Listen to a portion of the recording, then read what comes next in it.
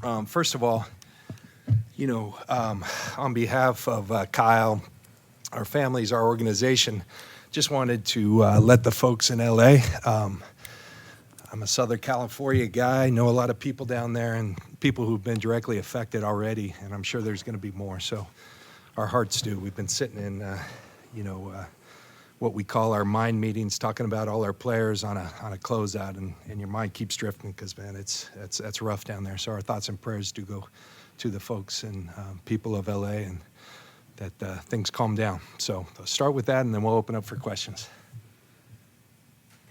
Can you talk about your decision with Nick and kind of what the overall plan is now for the defensive coordinator position? First of all, it was a real tough decision. I love Nick as a person, and I love him as a coach. Still trying to hope to keep him on board in another capacity because he's a guy I don't want to lose. But just where we're at really as a team, where I think we need to go. There's a lot of big decisions ahead for us, and as hard as it is for me to come to this conclusion, but I feel there's some options out there that can end up being a better option in the situation that we're in for our team. And when really it comes down to that, the position I'm in, regardless of anything else, that's always the stuff I got to go with. So it was a real tough decision for me, and I'm still hoping that we can keep Nick here. But I do feel there's some other avenues that in the long run will be better for the 49ers. I don't know candidates for both of those coordinator spots. There are candidates, yes. The The internal one, I'll give Staley a shot, just talking to him. He's been here. There'll be a lot of guys outside the building, too. Back-to-back years, you fired your defensive coordinator after 1 year. Do you have to go back through the process of this? I know both different situations. Were there things that went wrong in the process to find these last two guys? I don't believe anything went wrong in the process. I'll tell you what, it's I think, more opportunistic or easier process talking about it right now and whatever the date is today. It's a little bit harder in February, which the last two were in. Being the last team to finish last year, and before that, being the second to last team to finish makes it a lot different. So there's more opportunities out there, and plan on looking into all of them. Would experience being a defensive coordinator be important to you this time? I think some of the stuff that, just where we're at, some of the decisions that we got to make and things like that, I think having the experience of going through this before, building things before, I think is definitely a bonus for me. It helps me with some stuff, so that's stuff I will look into. But again, you always, regardless, you don't want to put just any handcuffs on your decision. You're going to always try to figure out the best one, and so you got ideas going into that. But just being so early, I'm going to have an opportunity to talk to a number of guys too. So we'll see what that leads us to.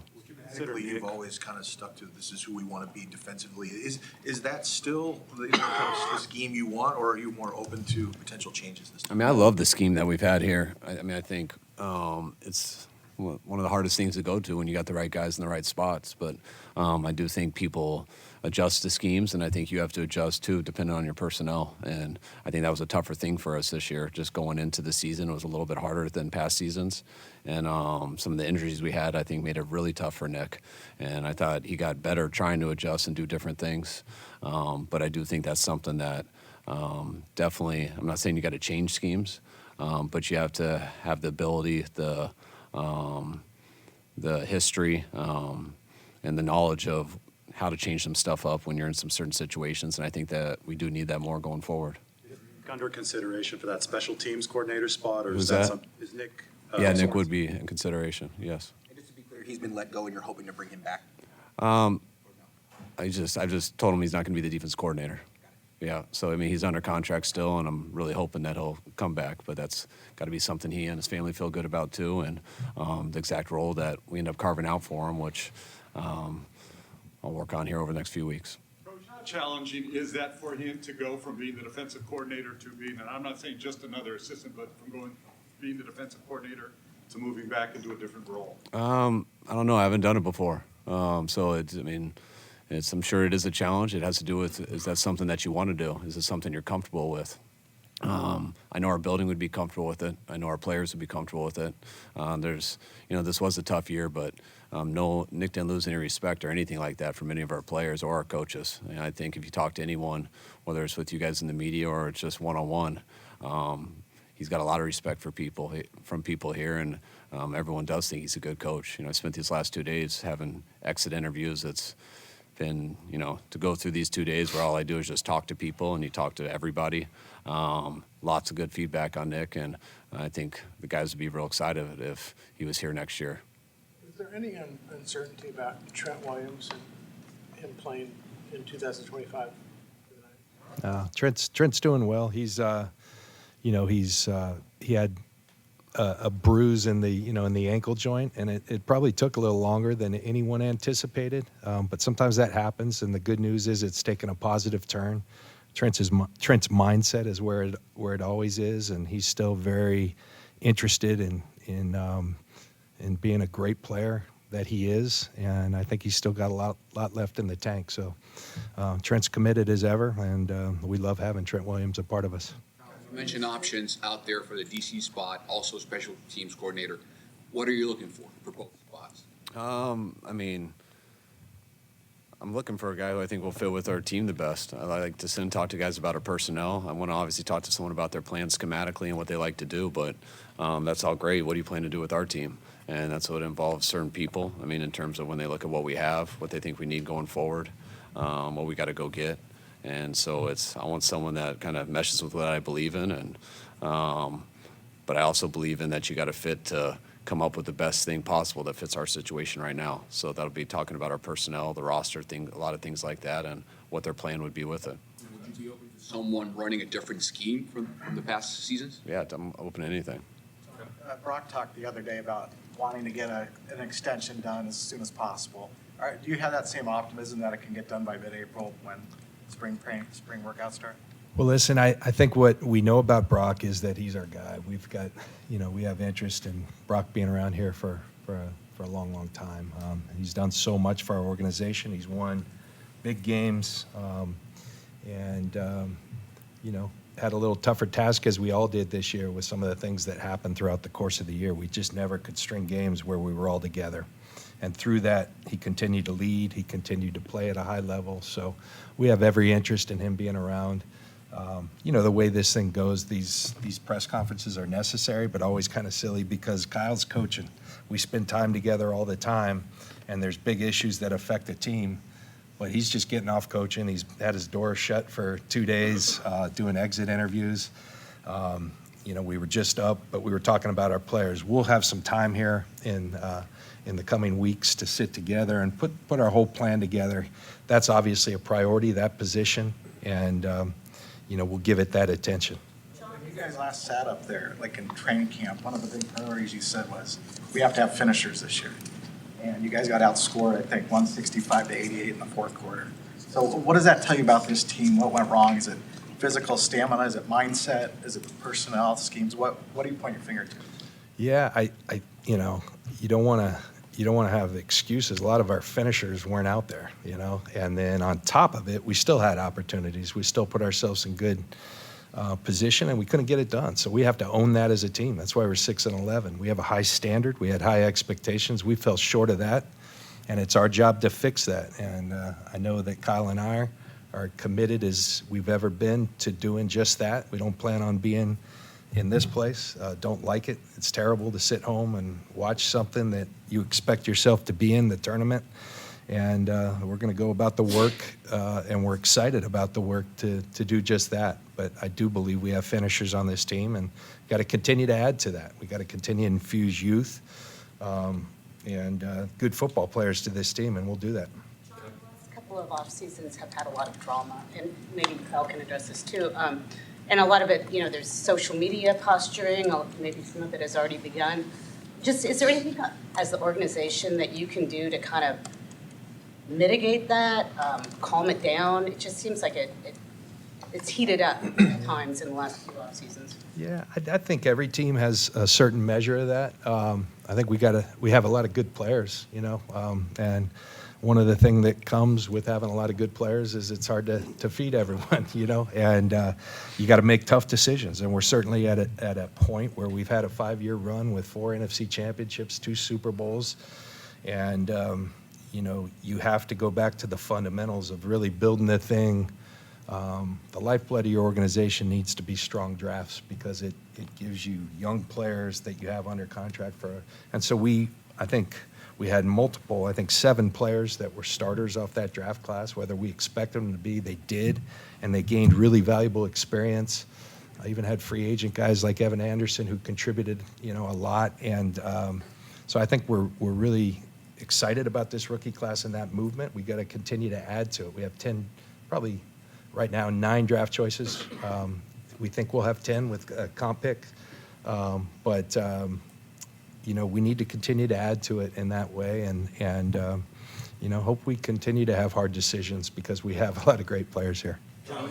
This is not the first year that the special teams have struggled here, and widely noted, you don't take a real detailed interest in special teams. Does that need to change a little, Kyle? Can you get more involved? Do you need to get more involved? I mean, what do you mean by I don't take interest in special teams? Well, you say you're not watching the kicker tryouts and that kind of. Well, I know they're off. Let me help Kyle there. I would tell you, Kyle spends an inordinate amount of time with all phases of our team. Special teams is extremely important in the way we construct our rosters. The time is there. Now in kicking, neither of us are kicking specialists, so we don't sit here and profess to know everything about kicking and things of that nature. But the time issue, I'm sorry to interrupt, Kyle, but he spends plenty of time there. I just don't BS you guys. Yeah. That's it. Oh, you turned it around on me there. But no, I just don't BS you guys with that stuff. But to say, we spent some heavy draft picks on special teams players, which I think is an investment. We spent some salary cap on guys. Bringing guys like George Odom, having Flanagan Fowles here these last couple of years. That's bringing back. Those are special teams decisions. Spent a 3rd-round pick on a kicker. Making special teams changes is why special teams is important to me, because we do work at it. But it's, it wasn't good enough this year. I don't put that just on Brian by any means. Losing your kicker, losing your punter, when injuries do affect the roster, especially offense and defensively, what it did affect the most was special teams. And I think that was unfair to Brian and a tough situation to put him in. But I do think it's an avenue we can get better in, and you can't change the whole thing out. And so Brian ends up being the fall guy for that, and I really appreciate him. He did have a real good 3 years here and worked his tail off and was very loyal to us and is a very good coach. And he'll bounce back on his feet, and we'll be going against him soon, I'm sure. But no, special teams is part of football, and everything part of football is extremely important to us. A couple of weeks ago that you wanted to find some. Make when it comes to guys that will just period. Looking forward, you got some hard decisions to make when it comes to roster changes and coaching changes, right? So there were some videos circulating on the internet from the families of a couple players that would lead some people to believe that Drake Greenlaw knows whether or not he will be here or not. Has there been any conversation where he's been given a definitive answer of his future as a Niner? No, we don't even know, guys. We haven't spent much time together yet. I've had 2 days with exit interviews with players and coaches. Players don't know either, and that's what's hard for players. They're under contracts. They know when their contract's going to run up. That's an emotional time for players, for their families, for wives, girlfriends, whoever it is, kids, just like it is for coaches when I can't always tell them exactly what their future is going to be the day the season ends. It's tied to a lot of other people, and I know I've been on that side. I know wives are texting you all day asking what the deal is, and they don't believe that you really don't have an answer yet. And I know what they look like when you walk home through the door and they're like, what are we doing with our lives? And you're like, I don't really know. There's a lot of things that you want to solve so fast for people that is stressful for people sitting in our chairs.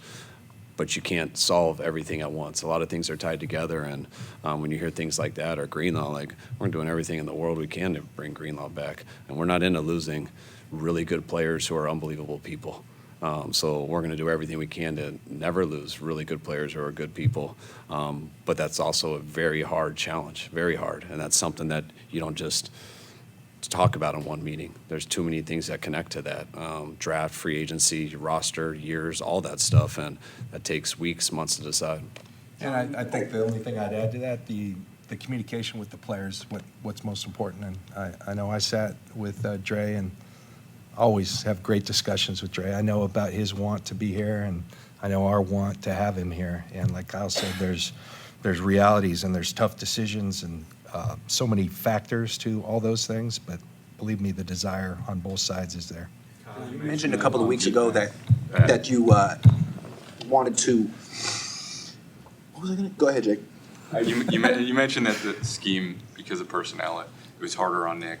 When you look at the defensive line, I think the wide nine is coming to scrutiny. How much do you view, especially in the run game, the struggles there being schematic, and how much of it is personnel? I think it's a little bit of both.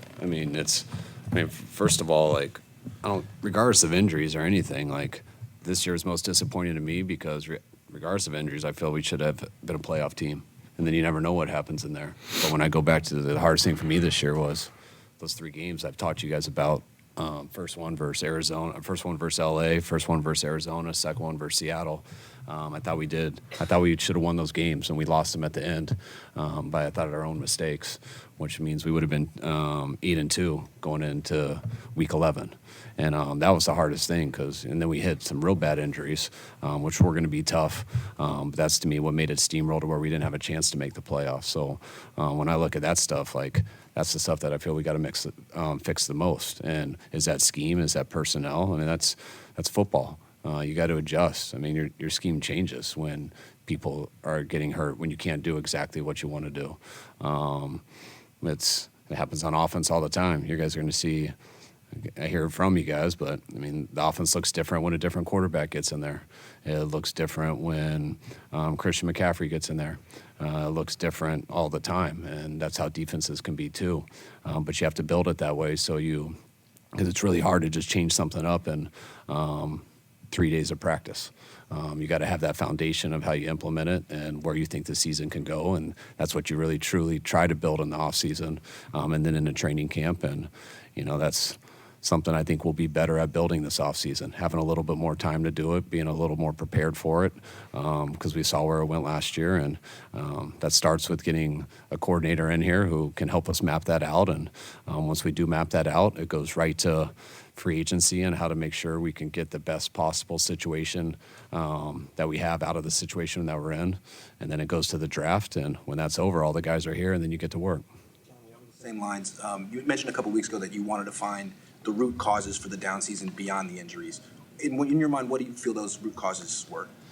Yeah, I think my point there was you don't just want to say it was injuries, because like Kyle just mentioned, we had games within our control. In spite of or despite those injuries, we were in position to win a lot of games. So I think you just want to dig deeper and you want to look at everything, and that's what we'll do. That's part of our process. That will always be part of our process. We can go more in depth this year. I think you always try to look for the positive in situations, and there ain't a whole lot of positive in not being a playoff run. You have to make it a positive because we have this time. How are we going to use it? And I think we can focus a little bit more on where we want to go, where we want to evolve in both personnel, scheme, all these things, and that's what we'll do. We'll take advantage of the time. In a sense, it kind of energizes you to come back and have this time to really put our minds and our staff's minds together to come out with the best, to give us the best opportunity to compete going forward. You've been doing this for a while now, and you drafted Greenlaw and Jennings and Purdy and guys that are insane competitors. Did you know going into the draft those guys were insane competitors, and how do you find more guys like that? I can't say you always know. Like Juwan Jennings, we don't spend a lot of time watching like highlight tapes off the internet, but up in the draft meeting, someone said you should watch this highlight tape, and so we did that with Juwan, and it was insane. It really was. It was so you kind of had an idea of the type of competitor, and I smile when I talk about Juwan because I love the way he plays. I love the way he competes. You don't know on every player, but I think the process and the way we include everybody, the way we pair personnel staff with coaches, and the thorough process we have, it's a good process. So you find guys like that, and I think we're going to rely on that process and challenge to continue to get better. What we know is when we have consensus up there, we do really well, and we've done that, and we need to continue to do that. On to make any changes to the offensive staff, and related to that, I know Clay, you let him call plays in the last game. How did he do there, and do you expect his role to grow or shift within that structure? I thought he did an awesome job, and Clay's role is going to be the same as it's been. which has been the offensive coordinator. He just hasn't had that title yet. I mean, Clay's done as much as anyone on offense for these last 2 years. So this was his second year doing that, and he gets better and better each year at it. Just hasn't had the official title yet, and now he'll get the official title, which he more than deserves. But it's more about, recognizing what he's already been doing and doing at a high level. Call plays, or will you delegate that sometimes? Yeah, I'll continue to call plays, but Clay and I have done everything here the last 2 years together, kind of hand in hand. When we put the game plan in together, yeah, I call it. Only one person can speak to the quarterback, but him, Furster, Fleury, those are the guys I rely on through play calling throughout the game.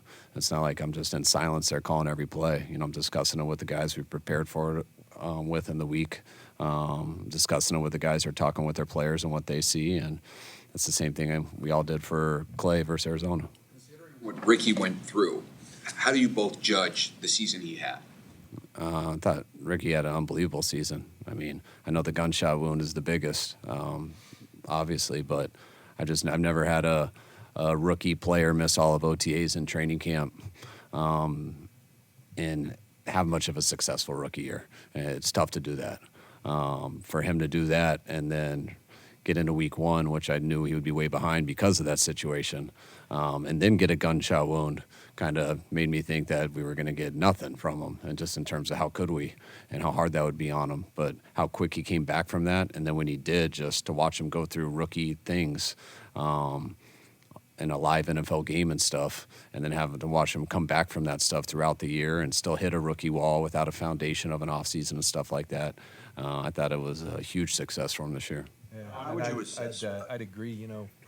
You have these exit interviews, and you always take away impressions. And the coolest thing, some of these rookies are typically they're just done. You think about it, long college year, right to combine training.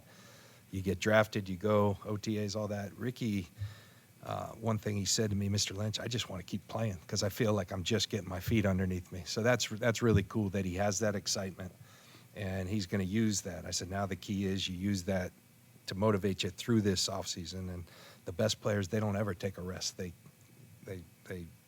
shutter down the intensity and things like that, but they never rest. And so his mindset, I can tell, is right. He's a really good football player.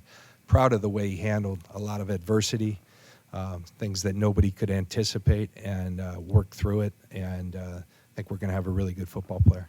On that note, behind the scenes, we talked to Mooney kind of for the first time yesterday since what happened to him and Trent and Chris Furster and Ricky. You guys had a lot of things that are not typical, pretty brutal behind the scenes.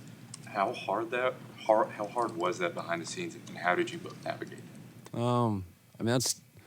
That stuff's always tough, and and the football season's so intense for everyone. That's why anyone who's really been my friend over the last 20 years realizes you're not going to know anything about him for about 7 months, because we kind of go into a hole and you get caught up in the season and all that stuff. But we all do have families and stuff out, and that does weigh on people. But you still got to come and you got to do your job. But that stuff is hard, and you watch guys go through it, and it's I think it you don't like to watch anyone go through something tragic, but you really watch how impressive people can be going through that stuff. It's when you watch people really grieve and things like that, you realize that's the hardest thing all humans have to deal with. But then to watch people who are grieving so badly and still have to come into a room and then go perform at a high level, which is a whole different type of pressure, and to watch them handle it and get through it, you realize how much stronger some of this stuff makes those guys, and then inspires guys around them. And it does make you closer at times. But I think our stuff was pretty documented this year. But there's stuff like that every year. Maybe not quite as big, or as many of them. But a lot of teams deal with that stuff, and we've been through a number over these years. And just going through it with Chris Furster and his wife last year, just her passing away a week before the Super Bowl and things like that. And going through it with Johnny over the years, when him battling his cancer and things like that.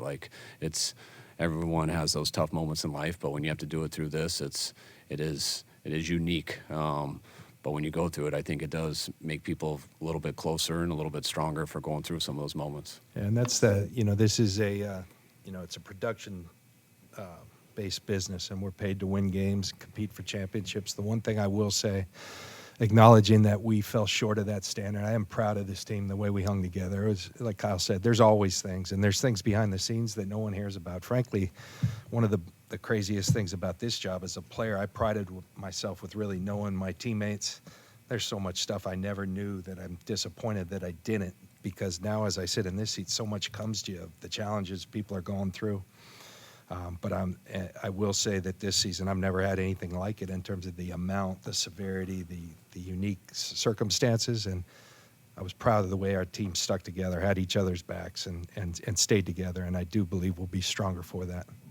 It's really tough to find instant impact offensive linemen. Does Dominic Pooney's success this year help you identify or further crystallize the blueprint, what you might be looking for? Well, I think it shows that, our process worked there, and, but I would say he really exceeded our expectations. We thought we got a good player. I think he showed us a little more than that. And we were just talking about it upstairs. Everyone saw the real strong play, the consistent play. I think there's more in the tank, of where he can grow.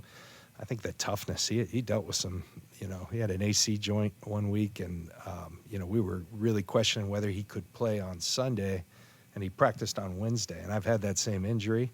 I always prided myself on having a high pain tolerance. That stuff hurts, and he didn't miss a practice. So I think he's got the right mindset too. And, we got to continue to find guys like Dom, because he's going to be a good player for us. Question for both you guys. Kyle, how would you assess Brock's performance this year, and how important is it for you to have him back, in time for OTAs, just given that he's the quarterback and you don't want to go through all that process?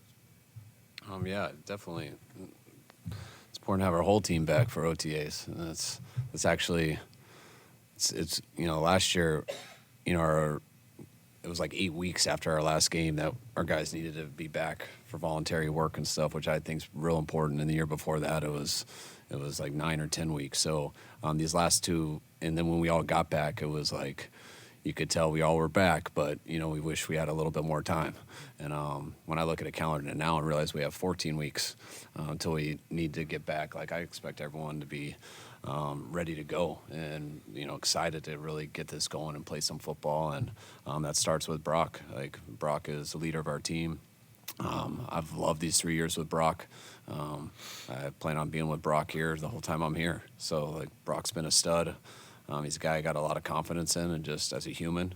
But it starts with what he's done on the field these last 2.5 years. And we're capable of winning a Super Bowl with him. We just almost did. And I know he's capable of getting the Niners Super Bowl in the future. John mentioned a 5-year run for the NFC Championship games. I know he wasn't saying that's it, but do you think, you need to kind of set the stage for another kind of era or another refreshing kind of what's been going on? Like, what went on there was really good, and now it shifts a little bit? Yeah, I think it shifted in that time also. I think we went to the Super Bowl in 19, and the next time we went, we had, we went in 19, we had a rookie receiver and a veteran receiver, and Debo and Emmanuel. The next time we went, we had B.A. First time we had a different quarterback, and 4 years later, it's Brock.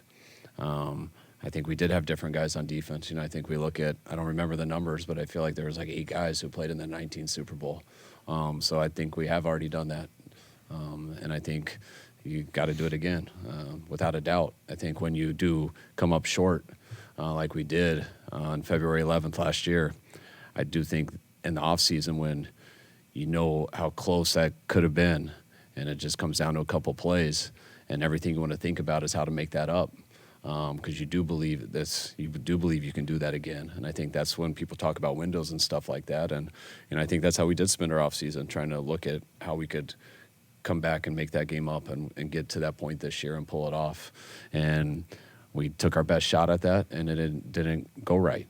And now we're going to do it again. Does that mean like every thought is to try to get to that right now? I think whenever you think that way, you're selling your organization short. You got to always think right now, but you got to think big picture too, which to me in football is always on like a 2 to 3 year time frame.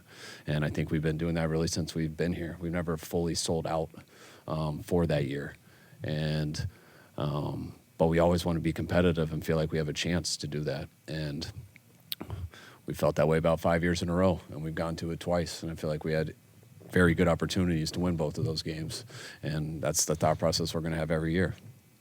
Both learn as a coach, a GM, about yourself and about the team with the whole Devondre Campbell episode. What did we what? What was the first? Learn about yourself as a coach and a GM. What I already knew. That's something that we don't roll with, and it was hard to stomach. And once we saw it, we were done with it. Question for both you guys. You guys been doing this a while together now, and you guys know the way football is. When you lose, it's a brutal game, and yet you guys don't point the finger at each other. The discussion's always like, do we have enough talent? Was it coached well enough? How do you resist the urge to fracture? How do you stay united through the pressure of this whole thing? I think that's why I really wanted him to be here with me. I mean, John got in this for the right intentions. It was to try to put together a team to win a Super Bowl, and that's what he's committed to. That's really the simplest way that everyone says, but like in this business, you always go through hard times, but it's never just coaching and it's never just personnel. It's everything. That's why there's never a quick answer, like on anything in football. There's 22 variables out there every play. There's a long season. There's lots of scheme that's involved. There's lots of talent that's involved. There's lots of just random stuff with injuries, referees, like schedules, weather. There's so many things that goes into play. And if you're in an organization where people's number one concern is surviving, which that doesn't mean they're a bad person. There's a lot of people who don't like to move their families, and there's a lot of pressure on people in that way. But when you know the character of a person and why people get into it, like John's not ever going to do something or talk in a way just to survive. And anyone who knows how I am, like I'm not like that either. Like you're not going to make a decision just to scapegoat someone or just to survive. It's hard to in this business because it's a cutthroat business, and it's hard to tell your family to move and things like that. But that's to me that's why John is who I wanted to work with, because I knew why he was getting into it, and those are the things. And I also knew what we were going to have to go through for a little bit, especially our first couple of years. And anyone who says they're going to be a certain way, when you go through those hard times, it's human nature. It's a little bit tougher to be that way. And that's why I feel so fortunate in just the situation I am in with someone like John, with someone like Jed, with how his parents are. Like it's just, I've never sat like I can always just tell what I think from a football standpoint, and I know I'm going to get from John what he thinks from his football standpoint. It's not always the most fun answer. You got to admit a lot that you didn't do right, but that's the truth of it, and that's the only way that you can consistently overcome things and find a way to consistently be successful. Yeah, and I would just say it's respect, and respect is earned, and we felt alignment when we came in here, and that's only strengthened since we've been here, and that's not always the case, and it's not just blind loyalty and blind trust. It's earned every year. But what I know about Kyle, he's a good person. I know he gives us, I say it all the time, he gives us an advantage, I think, every year, every week. And he's obsessed with always continuing to evolve and and I think when you have that, you have his natural instincts as a coach. You have the staff, people want to work with him. People want to work with us. And, you gotta come to grips with the successes, with the failures, but never lose what the ultimate goal is. And I think we've been able to do that. And we challenge each other, but we have each other's backs, and that's a good feeling. And we got to keep forging ahead and get done what we came to get done here.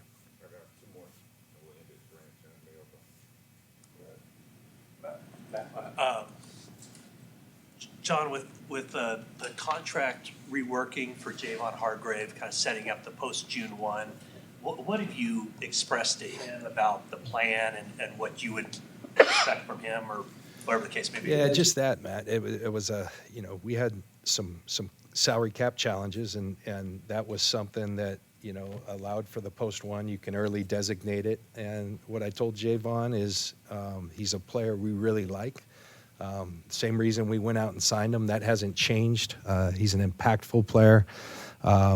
We do have some challenges, and so this doesn't mean we can't compete for his services.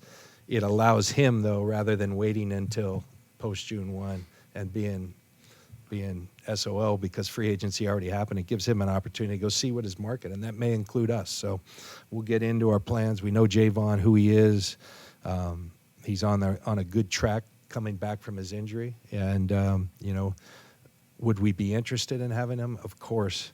Is that something we can come to an agreement on, and is it something that fits in our plans? We will see, and that's the exact conversations I've had with Javon. Started free agency, he'll Yes. be free to Yes. sign. Yes. Than with Debo's situation, Debo's under contract. Yeah. you expect him back? Yeah. A good player and has done a ton for this organization. And, we're not in the business of letting good players out of here. So, yeah. All right, last one, Brent.